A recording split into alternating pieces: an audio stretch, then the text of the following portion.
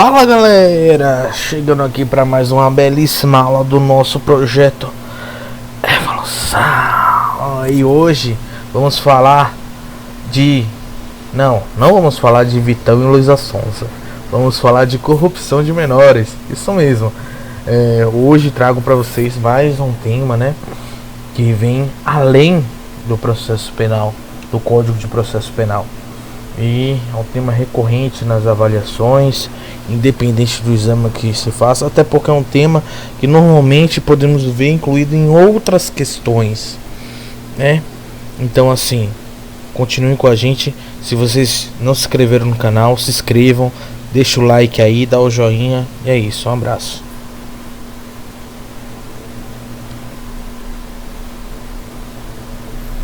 Conceito, né? Sempre traz o conceito. Essa lei da corrupção de menores, ela tem, né, como intuito, né, é um crime que visa impedir que o menor de 18 anos ingresse no mundo do crime, né, e que ali nesse mundo do crime ele permaneça. Essa é uma lei que se trata especificamente de uma corrupção na vida criminal, nessa vida desonrosa. Não tem nada a ver com a questão sexual, não tem nada a ver com corrupção sexual, não tem nada a ver com isso, entenderam? Não confunda, até, né, porque trazendo um pequeno detalhe para vocês que muita gente confunde. Vamos lá, por exemplo, já falando da questão sexual, né, muita gente, o jeito que as pessoas interpretam a questão da pedofilia aqui no Brasil é um fato atípico. Como assim, não? O que você quer dizer com isso?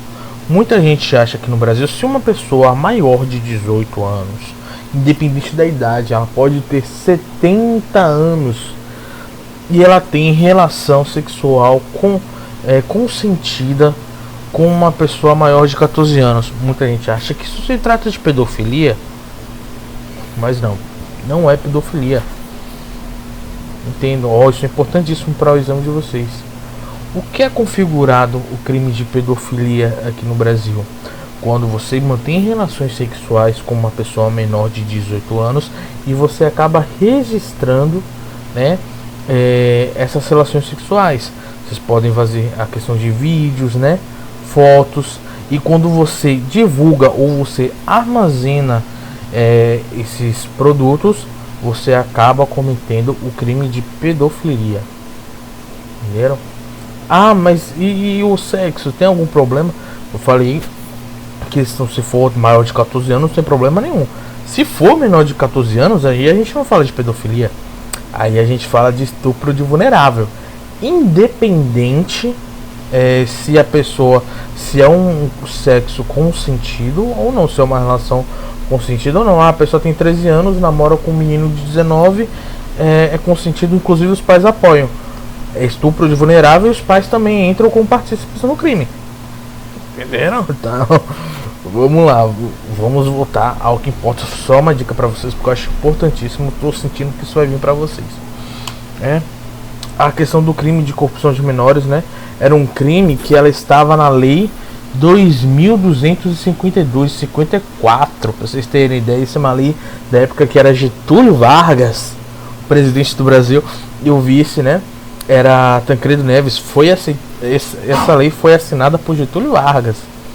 Porém, em 2009, essa lei foi revogada com a criação do artigo 244B do Estatuto da Criança e do Adolescente.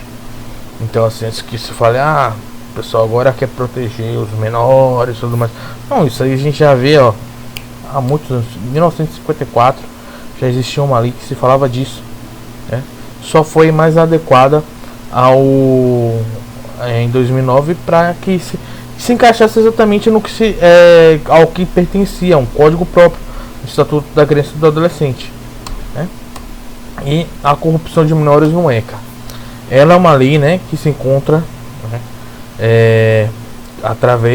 ela foi inserida no Estatuto da Criança através da lei número 12.015 de 2009, né, que dispôs que corromper ou facilitar a corrupção de menor de 18 anos com ele praticando infração penal ou induzindo a praticá-lo. Pena de reclusão de 1 a 4 anos. Qual a diferença de como era antes da própria lei, né, de 54?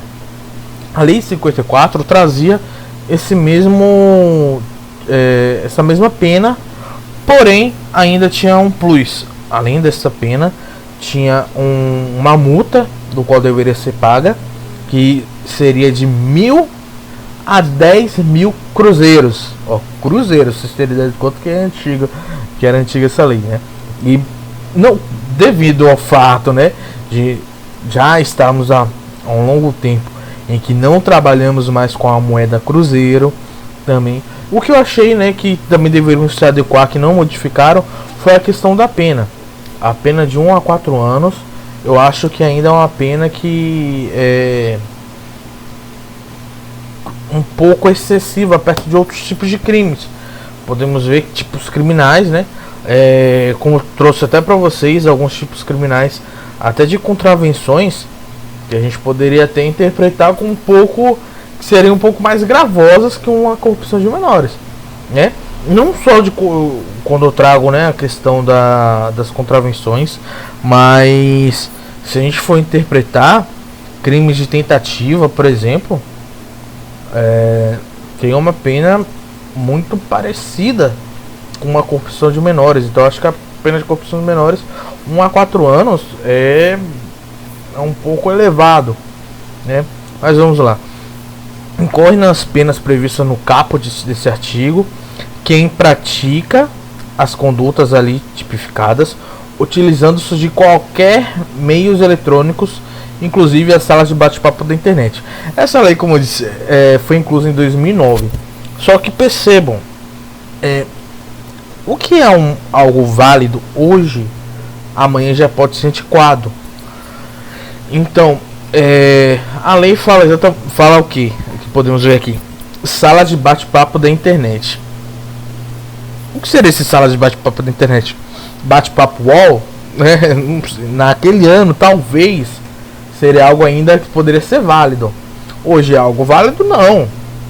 Por isso que eles colocam aqui qualquer meios eletrônicos. Então, se as influências, né, vierem por meio de WhatsApp, né, Instagram, Facebook, qualquer meio de comunicação eletrônico através da internet, porque a lei, a interpretação da lei, ela se atualiza com o tempo.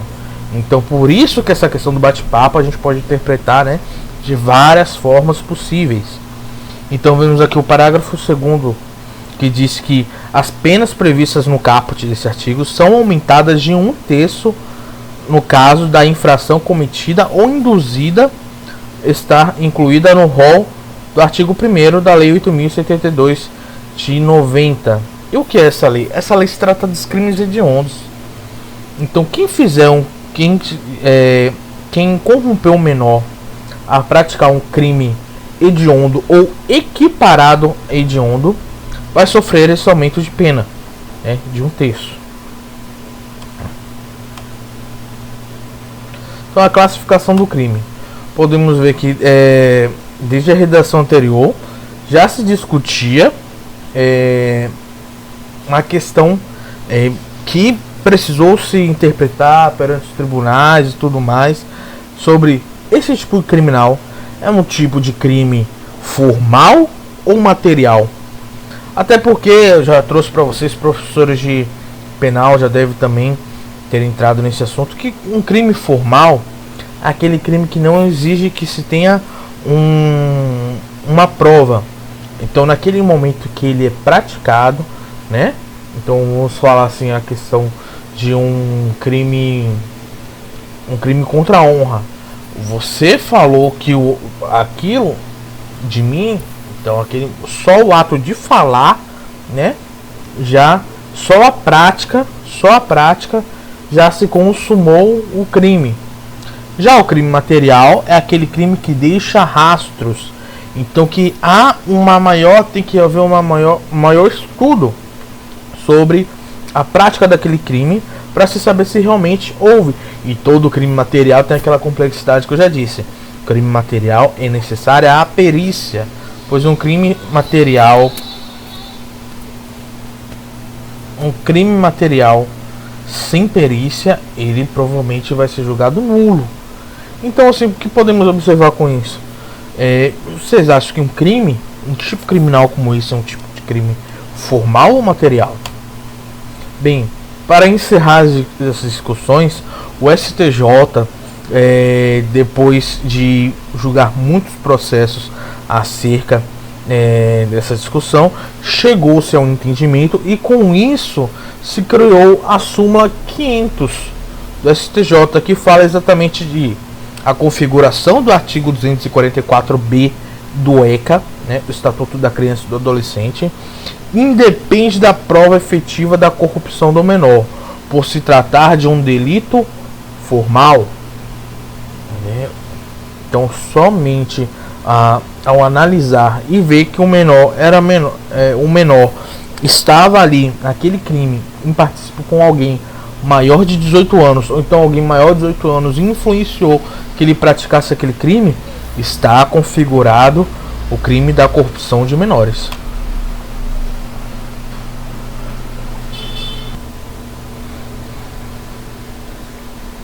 A aplicação da lei. Não.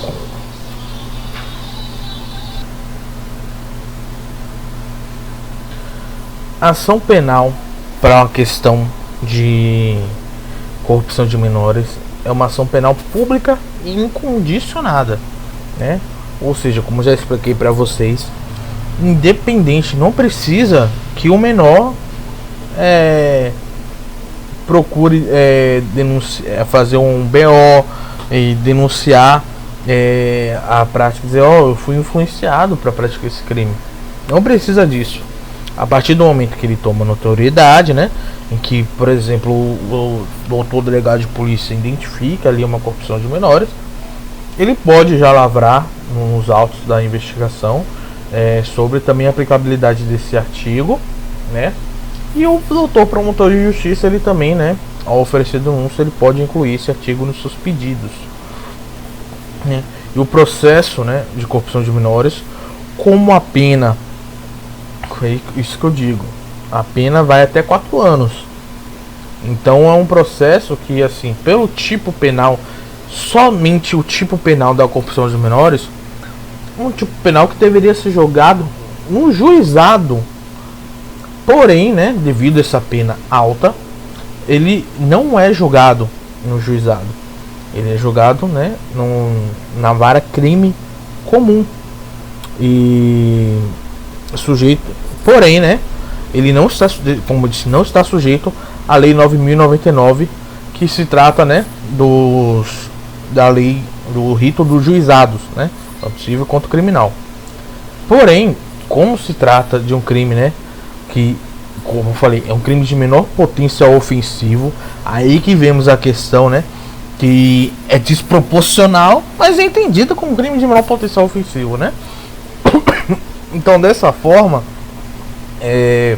quando se pega uma pena, vamos dizer que ele pega a pena menor de 1 ano, é a pena base, ele somente influenciou o menor a fazer aquele crime, e aí junta com o crime que o menor praticou, foi um crime também de menor potencial ofensivo, soma-se as penas, é uma pena de menor potencial ofensivo, o indivíduo, ele é réu primário, bons antecedentes, tudo mais, e nesse momento se verifica que ele tem direito ao sursis processual, né? Então, com isso, o sursis, que é a aplicação da suspensão condicional do processo, ele preenchendo esses requisitos, né, que é da lei 9.099, olha a confusão processual que tem aí sim, ele tem esse direito. O que é o sursis, né? O sursis é, digamos assim, que é um benefício de uma pena alternativa, né? O juiz condena, o próprio Ministério Público oferece a ele. Como eu disse, o Ministério Público ele acusa, mas ele também é o fiscal da lei. Ele vendo que o indivíduo ele preenche todos os requisitos, ele vai oferecer essa pena alternativa. Então, o que seria trabalho comunitário, por exemplo, né? Doações. Ele tem que se comprometer e a cumprir durante todo esse período que é estipulado. Ele tem que cumprir com as regras estipuladas, né, dessa pena alternativa. Caso ele não cumpra, deixe de cumprir em algum momento, e ter que se apresentar no fórum, tudo, mas se ele deixar de cumprir alguma coisa, aí sim o juiz pode pedir pela conversão, né, a reclusão, realmente. E, né, um fato muito principal, que é a cereja do bolo, que muita gente confunde, o fato da criança ou adolescente já ter cometido atos infracionais não tem condão de afastar a tipicidade. O que eu quero dizer com isso? Aquela criança, aquele adolescente já foi apreendido por 2, 3 vezes por praticar atos infracionais. Porque com uma criança, um menor de 18 anos não comete crime, né? E porque crime é, como eu especifiquei, é Código Penal. Criança e adolescente não responde pelo Código Penal, responde pelo ECA. Então eles vão, quando a criança comete um ato infracional, é um ato análogo, né? Um ato que que seja considerado um crime no Código Penal, mas que ela não possa responder. Então vai responder de acordo com o ECA. Então por isso que fala um fato, né? Um ato infracional. Então quando uma criança ela comete 2, 3 atos infracionais, não quer dizer que ela já esteja corrompida. Muitos alegam isso em suas defesas, né? Falam assim, querem incluir na pena a questão da corrupção, né? Corrupção de menores, porque a criança já tem uma passagem, né? Já cometeu um ato infracional e com isso ela não pode ser corrompida. O advogado coloca isso. Não pode colocar que meu cliente corrompeu a criança ou corrompeu o adolescente, porque ela já tem passagem. Só que não procede. Agora, se, vamos dizer, se a criança ou adolescente já tem uma vasta ficha criminal, então, aí olha lá e vê só. Esse menino, 15 anos, já foi apreendido já por homicídio, por tráfico de drogas, né? Ele usa drogas, ele já foi apreendido por roubo por 5 vezes e tudo. Você vê, aí vê a ficha da criança maior até daquele cara que tem 18 anos, né? Aí fala, não, aí nesse caso realmente não há de se falar de corrupção de menores. Também não quer dizer, digamos assim, que a criança que esteja comandando, digamos, a criança está comandando o crime, ou o adolescente, né? É por isso que muitas vezes acontece que eu vejo eles tentam se safar assim, eles jogam a culpa em cima da criança ou do adolescente, fala assim, quem comandava a quadrilha, quem foi que fez o roubo, quem foi que comandou todo o roubo foi o menor aí, eu não fiz nada, só segui as ordens. Eles tentam jogar a responsabilidade para a criança, mas aí ele vai responder por corrupção de menores do mesmo jeito, não adianta. Entenderam? Então é isso, meus amigos. Ficamos por aqui. A aula de hoje rapidinha, né? Um assunto básico. Espero que vocês tenham gostado. Já sabem, né? Qualquer dúvida, só perguntar aqui embaixo. Curtam o vídeo, se inscrevam no canal. E é isso. Forte abraço. Até a próxima aula.